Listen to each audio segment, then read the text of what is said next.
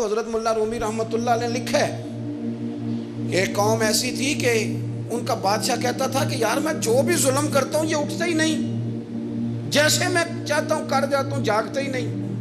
تو شہروں کے دروازے ہوتے تھے، اس نے کہا کہ ایک ایک بندہ دروازے پہ کھڑا کرو، جو آدمی اندر داخل ہو 20 جوتے مارو، اور جب باہر نکلے پھر مارو۔ اس کا خیال تھا کہ یہ جاگ جائیں گے، یہ مجھے کہیں گے کہ کیوں میں جوتے لگ رہے ہیں، آپ برداشت کرتے نہیں، مہنگائی ہو جائے تب بھی برداشت کرتے ہو، جو ہو جائے۔ تو اس نے کہا شاید جاگ جائیں۔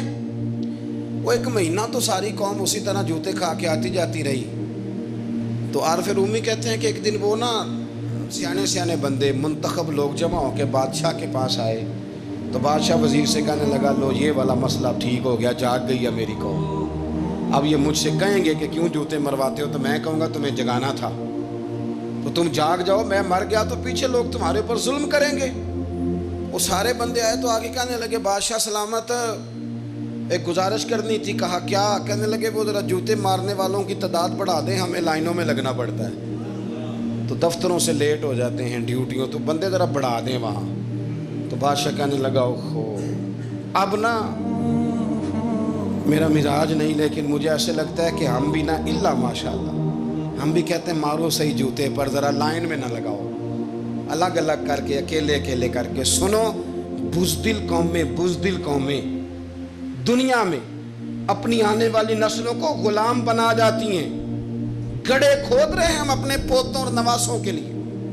جتنا ظلم میں اور آپ سہ رہے ہیں، اس سے 11 گنا اگلی نسلیں سہیں گی، یاد رکھنا۔ کسی نے کہا تھا حضرت علی سے کہ اگر ساری نسل قربان ہو گئی تو کیا کرو گے؟ تو مولا علی کہنے لگے ایک سیزن کی فصل دے کے اگر قیامت تک کی ساری فصلیں بچ جائیں تو سودا مہنگا نہیں، ایک فصل ضائع کر کے آنے والی بچ جائے تو سودا مہنگا۔ کسی نے تو آگے بڑھنا ہے نا، کسی نے تو۔ یہ قصور میں 3-4 بچے پھر قتل ہو گئے، کل کی بات ہے نا، ابھی زینب کو لوگ بھولے نہیں اور ایک نیا مسئلہ بن گیا۔ خدا را کب تک، کس وقت تک، کب تک یعنی یہ نظام چلے گا؟ اپنی خودداری کی حفاظت میں نے اور آپ نے خود کرنی۔ ہم بچوں کو بزدل بنا رہے، ہمارے تو ایک گنڈا ہوتا ہے تو کئی شہروں کو اس نے آگے لگایا ہوتا ہے، کوئی پوچھنے والا نہیں۔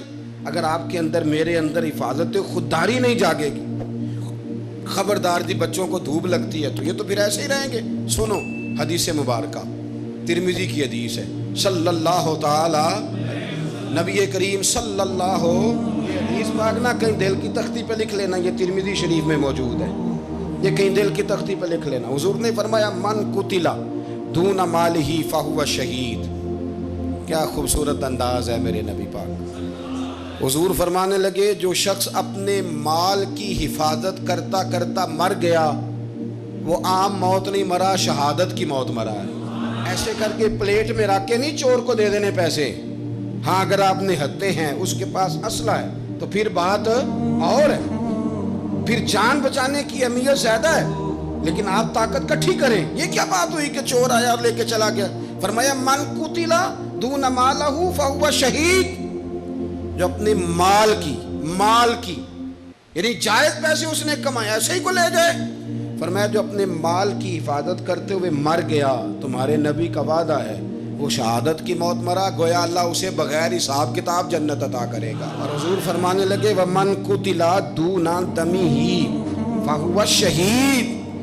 فرمایا جو آدمی اپنی جان کی حفاظت کرتے ہوئے مر گیا، کسی نے اس پر حملہ کیا، اس نے جان بچائی، لڑا اور مر گیا، عام موت نہیں مرا، حضور فرماتے ہیں میرا وعدہ ہے وہ شہادت کی موت گیا۔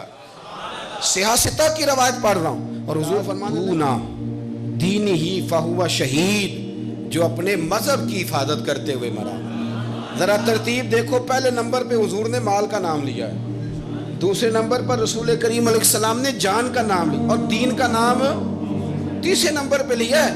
فرمایا جو اپنے دین کی حفاظت، گویا مال بچانا یہ بھی ایمان ہے، جان بچانا یہ بھی ایمان ہے، اور فرمایا جو دین کی حفاظت کرتے مرا وہ بھی شہید ہے۔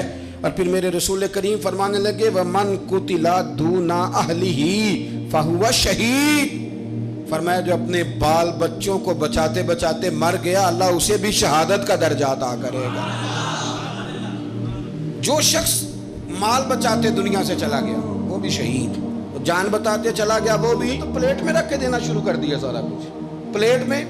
فرمایا جو آدمی اپنی جان بچاتے چلا گیا شہید, دین بچاتے چلا گیا شہید, گھر والوں کو بچاتے چلا گیا. نبی کریم علیہ السلام کی خدمت میں ایک صحابی نے عرض کی حضور اگر کو میرا مال چھیننا چاہے تو حضور نے فرمایا مقابلہ کر. مسلم شریف کی حدیث ہے, مقابلہ کر. عرض کی حضور اگر اس نے مجھے قتل کر دیا تو حضور فرمانے لگے رب تجھے شہادت کا درجہ دے گا. عرض کی یا رسول اللہ اگر میں نے اسے قتل کر دیا تو حضور فرمانے لگے پھر رب اسے جہنم میں ڈال دے گا. تجھے شہادت ملے گی شہادت, اور اسے دوزخ ملے گی. ہمت پیدا کرے, دلیری پیدا کرے.